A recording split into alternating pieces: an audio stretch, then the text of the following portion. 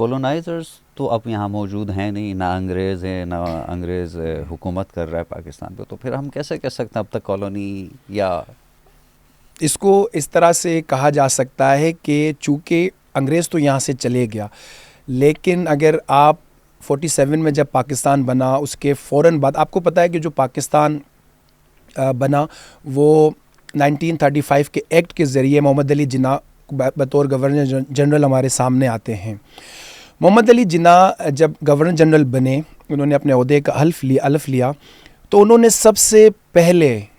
Archie bowled Roland جو کہ متحدہ ہندوستان میں وائسرائے اکنامک کونسل کے اکنامک ایڈوائزر تھے، محمد علی جناح نے انہیں اپنا پرسنل اکنامک ایڈوائزر اپائنٹ کیا، آرچی بالڈ رولینڈ کو۔ چونکہ ہمارے نصاب سے سب باتیں غائب ہیں، ہماری ہسٹری میں سب باتیں بتائی نہیں جاتی۔ اگر تو پاکستان آزاد ہو چکا تھا جیسا کہ کہا جاتا ہے، یا پاکستان وجود میں آ گیا تھا، تو پھر وائسرائے کونسل کے اکنامک ایڈوائزر کو اپنا پرسنل اکنامک ایڈوائزر لگانا سمجھ سے بالا تر ہے۔ اس سے آگے چل کر چونکہ برٹش راج نے یہاں پر بیوروکریسی کے سسٹم کو اسٹیبلش کیا، تو محمد علی جناح نے کے ایس جیفریز کو یہاں پر جو ہے وہ بیوروکریسی کو دوبارہ سے ری آرگنائز، چونکہ انگریز اس سے پہلے آئی سی ایس کا نظام قائم کر چکے تھے متحدہ ہندوستان میں، پاکستان بننے کے فوراً بعد کے ایس جیفریز کو محمد علی جناح اپائنٹ کرتے ہیں بیوروکریسی کو ری آرگنائز کرنے کے لیے، اور حکومت پاکستان انہیں تمغہ امتیاز بھی دیتی ہے، یعنی کہ وہی کالونیل سسٹم کو ہی نافذ کرنا۔ اس کے ساتھ ساتھ وکٹر الفریڈ، ایک نام میں بھول نہ جاؤں، بڑا امپورٹنٹ نام ہے، وکٹر الفریڈ چارلز ٹرنر، ان کو finance secretary of Pakistan again Muhammad Ali Jinnah appoint کرتے ہیں۔ تو مجھے بتائیے کہ کہاں کی آزادی اور کیسی آزادی؟ کالونیل پاور تو ٹھیک ہے، کولونائزر تو جا چکے ہیں، لیکن انہی کے نمائندے کسی نہ کسی شکل میں 47 سے یہاں پر ہیں۔ کیا یہ اس لیے بھی تو نہیں تھا کہ چونکہ وہ لوگ تھے اس نظام کو سمجھتے تھے، اس لیے اپوائنٹ کیا گیا ہو کہ وہ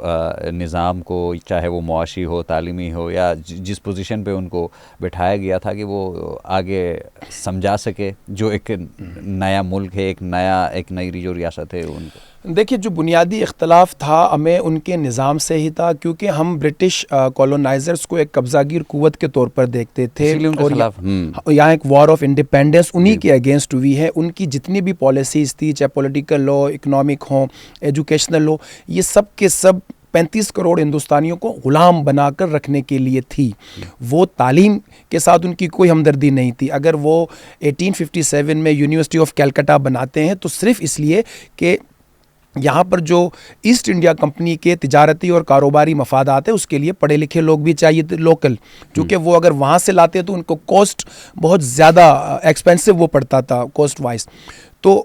جب یہاں پر یونیورسٹیز کو اسٹیبلش کیا گیا، چونکہ آج بھی جو پاکستان کی جتنی یونیورسٹیز ہیں ان کے اندر بھی ایک کالونیل لیگیسی ہے۔ جب یونیورسٹی آف کلکتہ اسٹیبلش کی گئی تو انگریزوں نے اس بات کا خاص طور پر خیال رکھا کہ یہاں پر کرٹیکل تھنکنگ پیدا نہ ہو،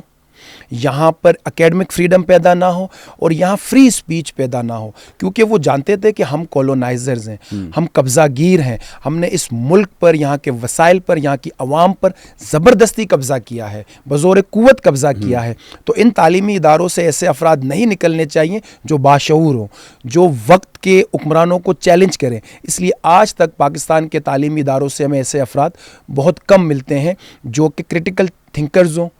جو کہ چیزوں کو چیلنج کر سکیں۔